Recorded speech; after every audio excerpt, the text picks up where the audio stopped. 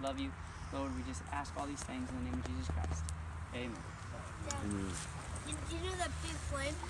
So I'm going to read, you guys don't have your Bibles, so it's okay. I'm going to read we're going to talk about If Moses. we got a phone, we got a Bible. Yeah, true. Okay, so.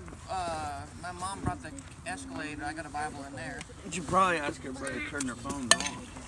It's no big deal. If you guys have your phones, if not, it's cool. Turn your ringers Turn your ringers off. We're going to do Exodus. We're going to read out of Exodus, the first chapter, and we're going to, the last verse in the first chapter, which is verse 22.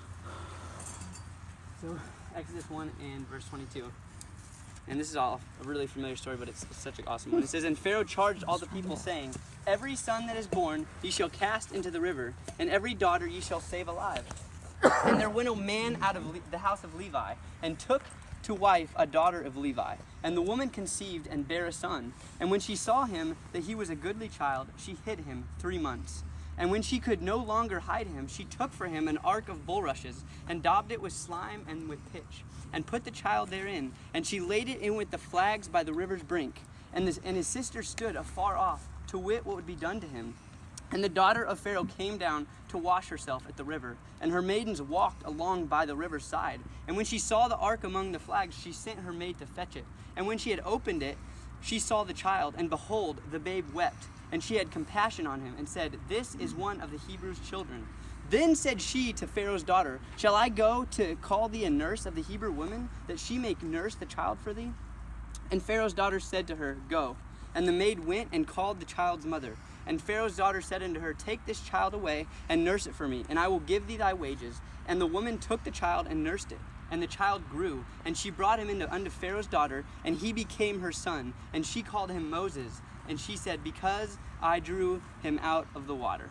So it's super awesome reading. We all know the story of Moses pretty well. But I was reading one of Brother Branham's messages in teaching on Moses in 1956, and I came across this story. Now Brother Branham is dramatizing.